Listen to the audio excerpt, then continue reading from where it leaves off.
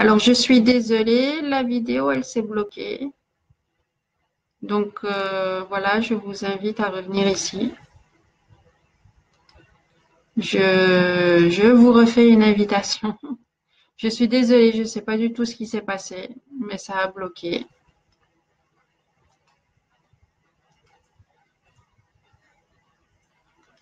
Donc, voilà, je m'excuse.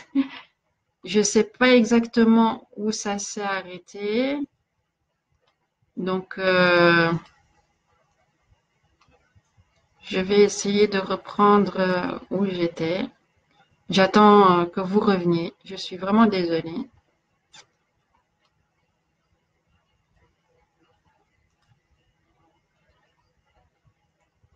Voilà. De toute façon, enfin, si ça coupe ou les choses comme ça, j'essaierai de remettre ben, la vidéo. Enfin, vous les avez en replay hein, demain. Voilà. Je ne sais pas ce qui s'est passé. Je crois que c'est le net qui a coupé un petit peu ou qui a baissé de débit et il nous a coupé. Bon, ce qui fait que je ne sais pas exactement où j'en étais.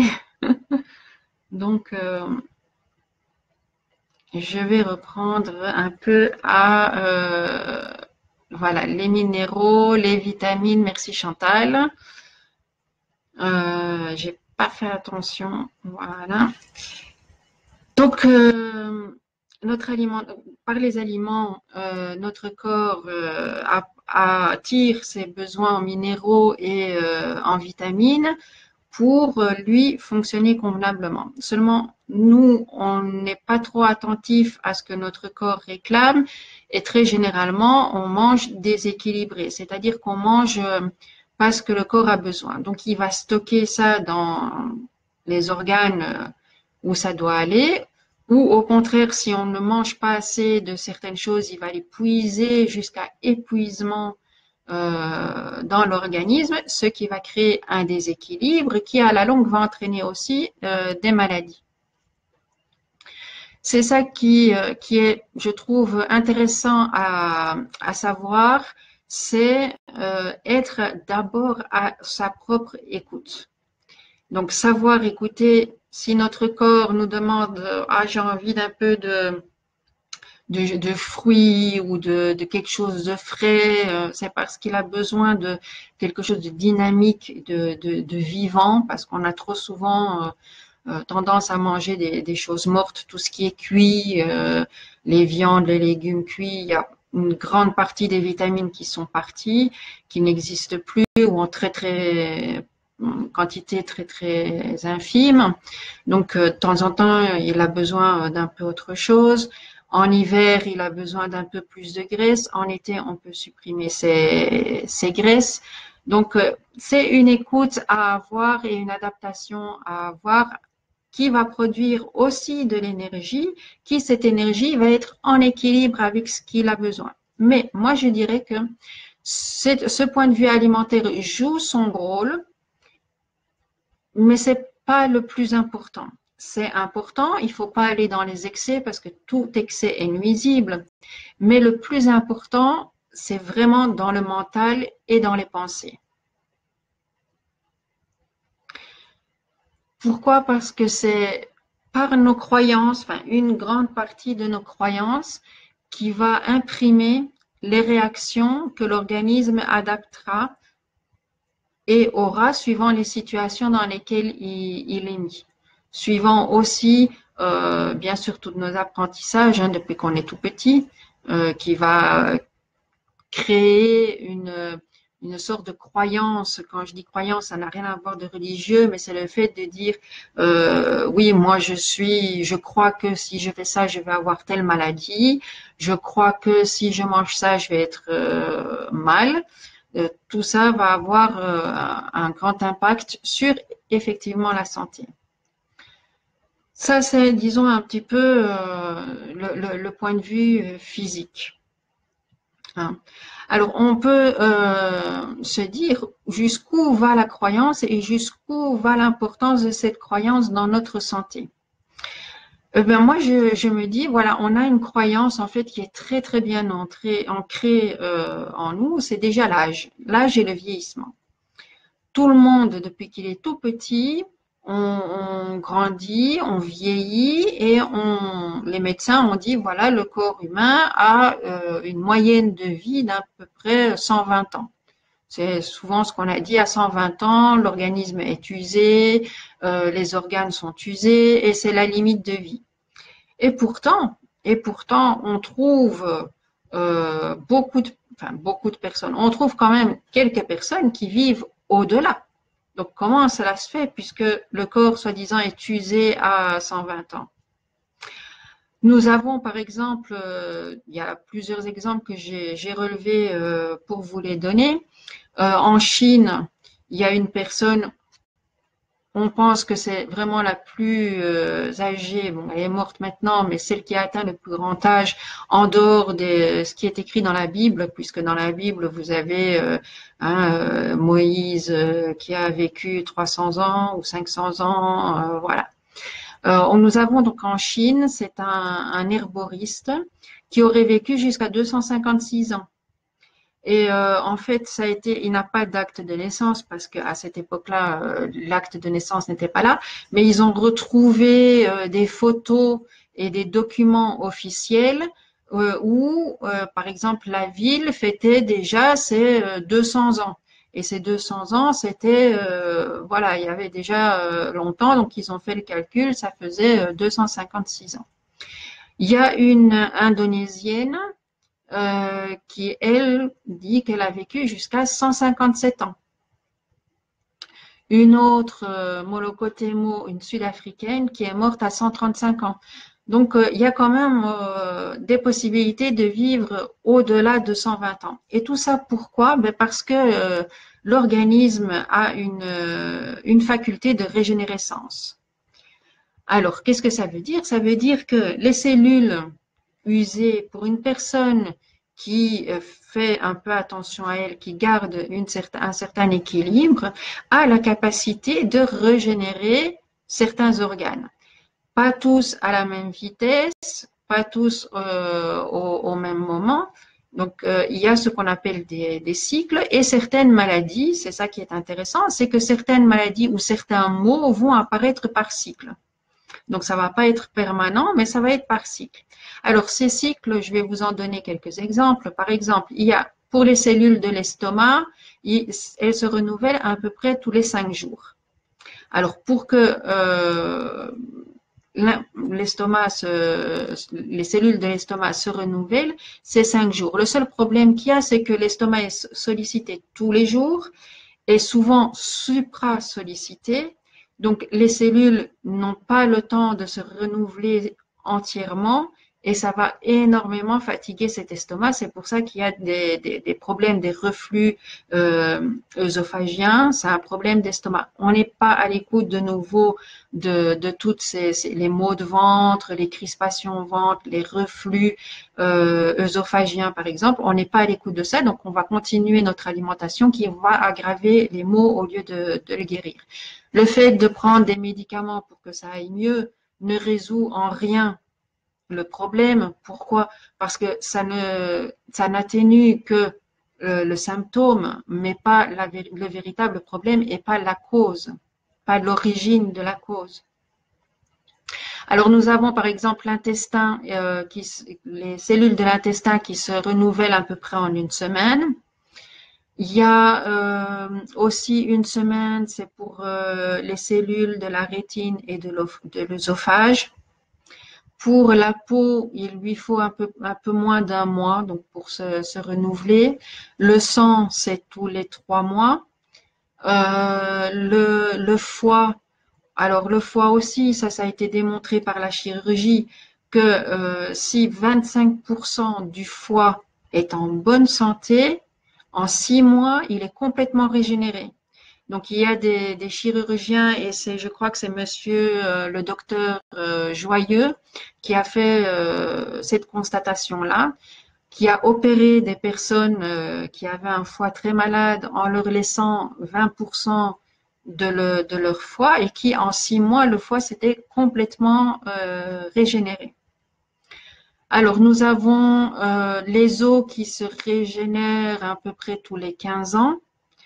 Nous avons tous les muscles respiratoires aussi, donc ça se renouvelle à peu près dans une quinzaine d'années. Il y a des cellules du cerveau. Alors, le cerveau, c'est un peu plus difficile parce qu'il y a certaines cellules qui ne se renouvellent pas, mais il y en a d'autres aussi. Et alors, en général, les nouvelles essayent de compenser celles qui disparaissent. Donc, voilà, il y a ça. Et puis, il y a le gros problème de la régénérescence du cœur qui, lui, malheureusement, ne se renouvelle pas entièrement. D'après ce que j'ai pu écouter de ce professeur Joyeux et d'encore d'un autre qui a écrit beaucoup sur le sujet de Monsieur Odoul, le cœur se renouvelle sur une vie à peu près à 50%. Tout ça pour vous dire quoi? Pour vous dire que notre énergie en harmonie, en équilibre, a toutes les possibilités de régénérer notre corps physique. Donc voilà, c'est pour ça que c'est important de bien comprendre l'influence de nos pensées et de parfois de nos fausses habitudes sur la maladie en disant ah c'est inévitable, je dois être malade, je dois avoir la grippe parce que je suis dans un milieu qui a la grippe, je dois faire telle réaction parce que je suis non, c'est une croyance. Comme on le croit, oui, on le rend possible. Il y a d'ailleurs une femme lumineuse, elle fait aussi des vidéos, qui a expérimenté chez elle, par exemple, il y avait de ses enfants qui étaient à l'école et un de ses enfants a eu une gastro-entérite. La gastro-entérite, tout le monde sait, c'est très contagieux. En général, quand ça part dans la famille, tous les membres de la famille l'attrapent. Ça, c'est de nouveau une croyance. Elle s'est dit, non, moi je sais que cette gastro-entérite, c'est que mon fils avait besoin d'un nettoyage, d'un nettoyage de l'appareil digestif. Il avait sans doute mangé des choses qui ne lui convenaient plus. Il a fait cette maladie pour accélérer le nettoyage et c'est tout. Les autres membres de la famille n'en ont pas besoin, donc on ne sera pas malade. Et qu'est-ce qui s'est passé? Évidemment, il n'y a que le petit garçon qui est tombé malade et eux n'ont absolument rien eu. Aussi, par exemple, des gens qui ont une très grande peur pour les cancers, qui ont vécu autour d'eux des gens avec des cancers et qui ont une très grande peur du cancer en se disant « Ah, moi, si j'ai un cancer, ça va être terrible, je vais mourir, je sais que ça va être ça ». Il génère cette énergie-là, le cerveau, qu'est-ce qu'il va faire? Il va envoyer ces énergies-là constantes vers l'organe responsable, enfin, qu'elle croit qu'elle est fixée pour avoir ce cancer. Et au bout de 15 ans ou de 20 ans d'idées toujours « Ah, moi j'ai peur, ah, moi j'ai peur, ah, moi j'ai peur », le corps à cet endroit-là est complètement affaibli et elle a de très très grandes chances d'avoir un cancer. Donc c'est bien d'en prendre conscience parce que on va pouvoir agir sur notre santé en changeant déjà nos croyances et en changeant nos perceptions. D'ailleurs, ceux qui suivent un peu la spiritualité et tout ça, ça a toujours été dit, fais attention à ce que tu penses parce que la vie va te donner exactement ce que tu veux. Alors, vous allez dire, il n'y a personne qui veut être malade. C'est vrai. Il n'y a personne qui veut être malade, il n'y a personne qui veut souffrir. Mais, quelque part, tout le monde croit à la souffrance, tout le monde croit qu'être malade est quelque chose de normal, alors que c'est tout à fait l'inverse qui est la vérité. Le corps est fait pour être en bonne santé, c'est nous qui ne savons pas l'écouter et qui, à cause de notre ignorance, et voilà des choses qu'on fait qui ne sont pas adaptées vont créer toutes ces maladies. Bien sûr, la maladie ne se déclare pas d'un coup, sauf exceptions qui sont pour les enfants. Mais là, ça a une autre raison que je ne vais pas vraiment répéter ici parce que je l'ai déjà abordé dans le karma et dans le cycle de réincarnation. Donc, ce sont des faiblesses énergétiques qui sont établies déjà depuis le début avec la volonté de vivre cette douleur pour achever un parcours et pour faire un apprentissage sur le sujet.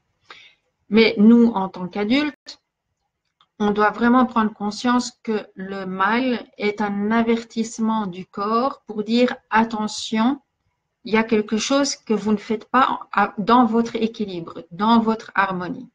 Attention, il y a peut-être un chemin que vous prenez et que vous ne devriez pas. Alors, je vais essayer de vous bloquer, je vais vous mettre des entorses, je vais vous mettre des maux de genoux, des migraines, pour dire, attention, vous devez prendre un petit peu une pause et voir qu'est-ce qui vous pousse à avoir ça. Pourquoi vous voulez vous entêter à aller dans telle direction alors que ça ne vous fait pas plaisir, que ça n'est pas quelque chose qui vous correspond.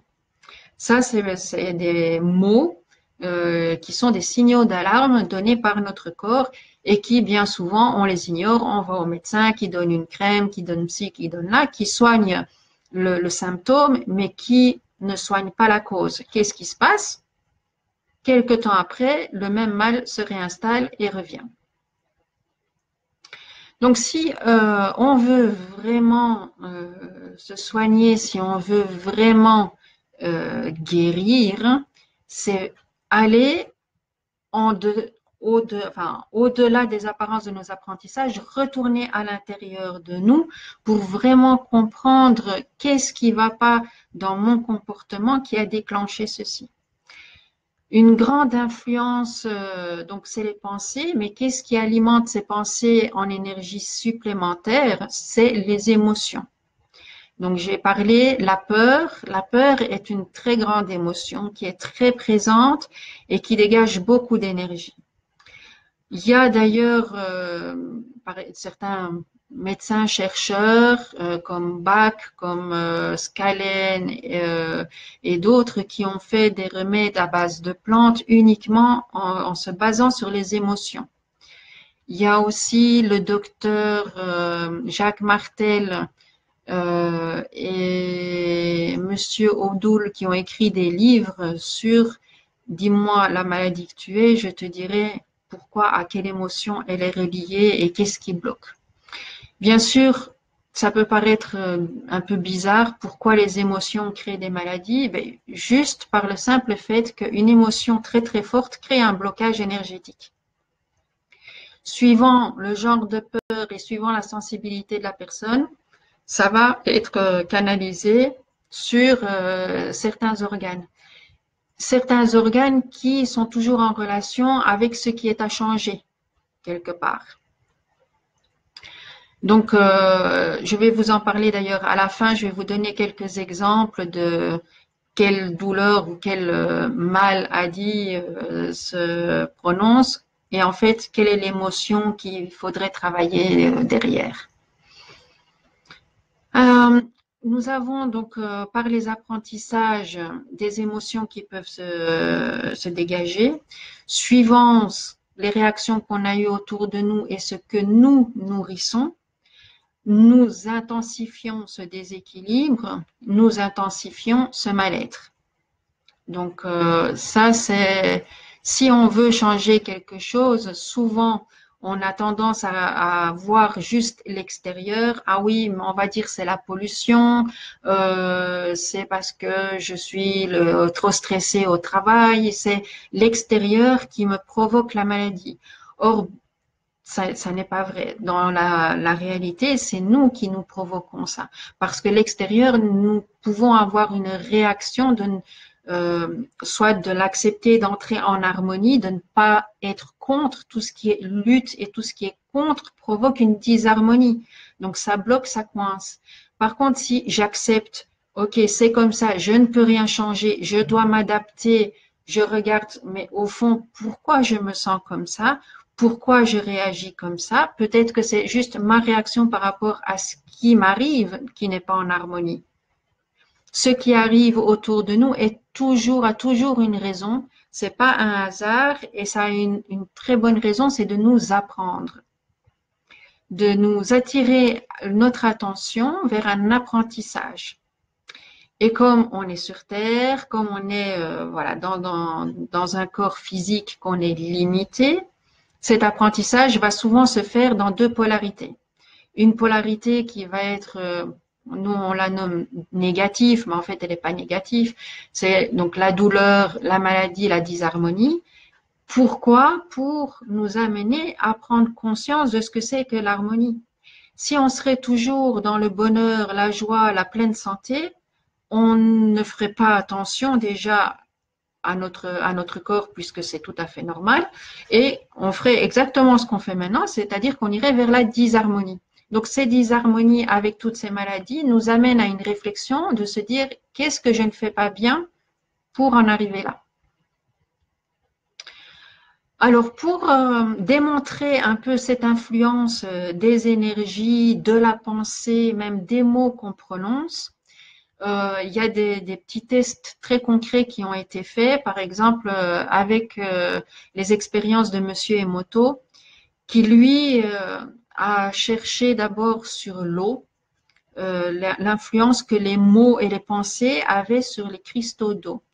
Et pour ceux qui ne connaissent pas, qu'est-ce qu'il a fait? Ben, il a étudié les différents cristaux soumis à certains mots de paix, par exemple paix, amour, et la même eau, mais mis à une influence disharmonieuse de guerre, haine, jalousie. Et qu'est-ce qu'il a vu quand il a comparé les photos de ces deux cristaux? Il a vu que le cristaux qui était avec les mots de paix et d'amour étaient des beaux cristaux avec une forme harmonieuse, je dirais même géométrique, tandis que les autres avaient des formes chaotiques, disharmonieuses. Ensuite, il a poussé un peu plus loin en faisant l'expérience avec du riz cuit.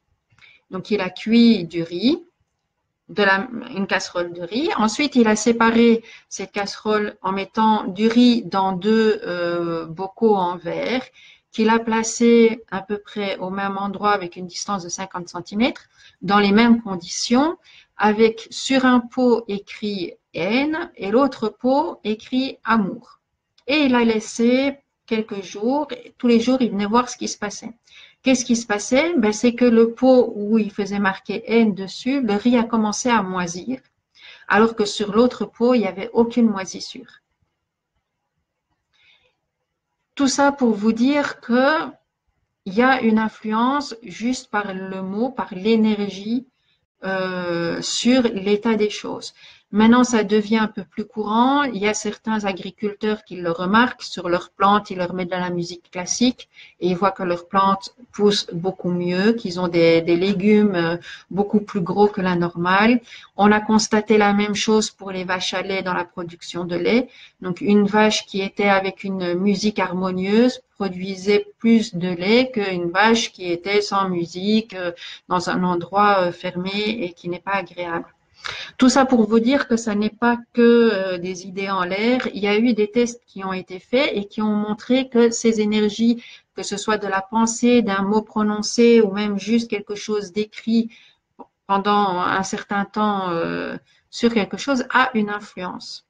Il y a les ondes de forme aussi qui ont une influence, mais comme nous, on parle de la maladie, donc je vais juste parler de notre influence, comment ça peut nous affecter. Alors, il faut comprendre aussi que chaque personne est un individu séparé, elle a ses caractéristiques, elle a ses faiblesses, elle a ses sensibilités, donc elle va avoir ses réactions propres.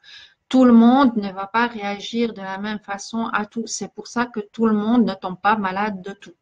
Que certaines personnes vont avoir des grippes très souvent, alors que d'autres n'auront jamais de grippe de toute leur vie. C'est cette sensibilité-là, avec ses croyances et ses faiblesses énergétiques, qui font que cette personne est plus exposée à certains virus ou à certaines allergies et que d'autres pas. Maintenant, si on prend conscience des émotions, on sait comment gérer, il peut avoir une amélioration. Bien sûr, enfin, vous pouvez avoir l'aide aussi de ce qu'on appelle les techniques alternatives. Donc, jamais arrêter un traitement que alternative et avec la prise de conscience que vous avez, vous pouvez changer votre quotidien, changer vos croyances et améliorer nettement les symptômes que vous avez. Ou dans certains cas, ne plus en avoir du tout. Ce qu'il faut savoir aussi, c'est que pour cette régénération des cellules et pour, je dirais, guérir plus vite, une grande part importante est le sommeil. Pourquoi? Parce que quand on dort, il y a toutes les fonctions qui se mettent un peu en veille et le cerveau n'est concentré que sur une partie. Et en général, il est concentré sur les dernières pensées qu'on a données avant de s'endormir. C'est pour ça qu'il est bien qu'avant de s'endormir, d'éviter tout ce qui est négatif, donc les films violents, les journaux télévisés, les livres d'horreur, les pensées avec les problèmes qu'on a et tout ça. Pourquoi? Parce que c'est toutes ces énergies-là qu'on va ruminer pendant toute la nuit qu'on va dormir. C'est pour ça aussi qu'il y a beaucoup d'insomnie. Pourquoi? Parce qu'on s'accroche à ce problème-là, à ces problèmes qu'on va ruminer parce que il n'y a pas de solution, on n'arrive pas à trouver de solution. L'organisme va être en ébullition, le cerveau va être en ébullition et on va pas avoir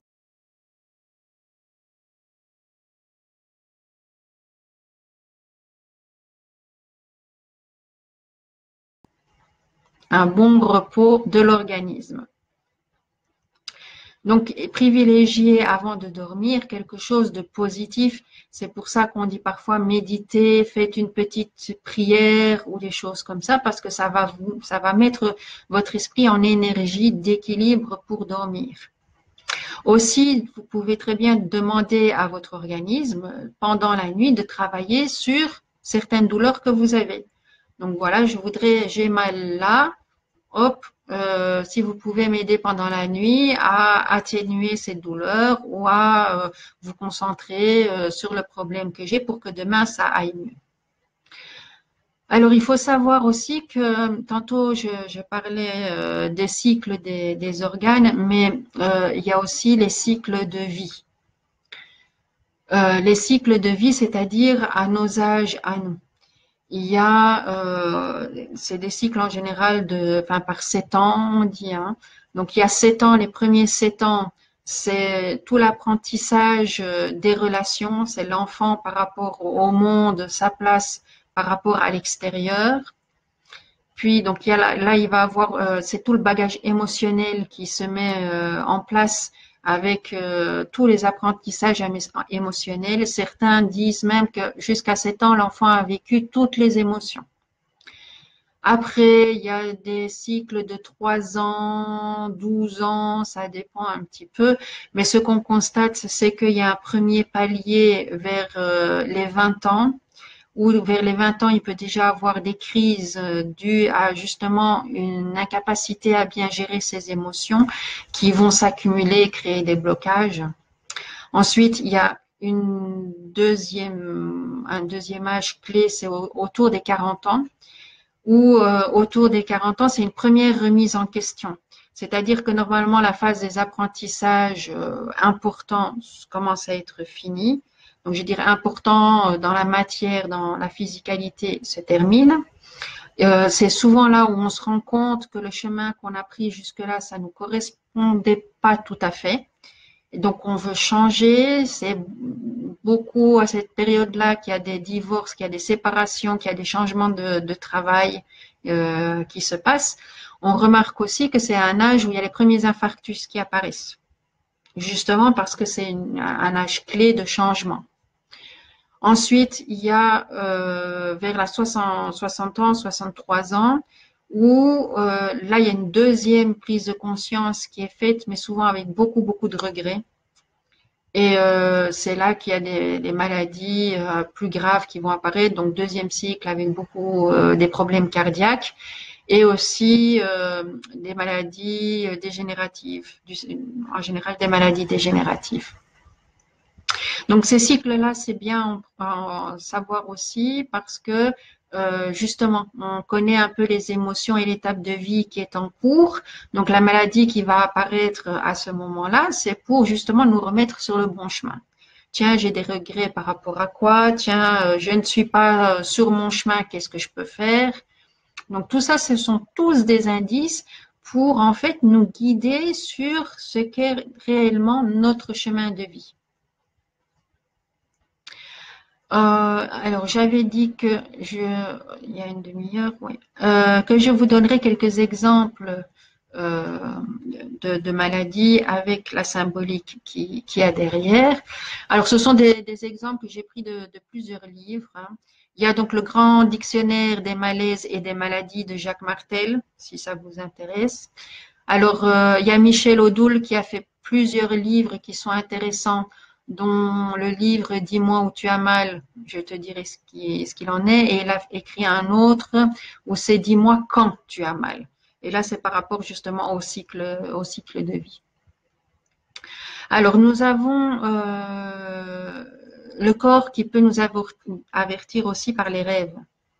Hein, donc, quand on rêve, parfois, ça peut être intéressant de garder un peu les rêves en,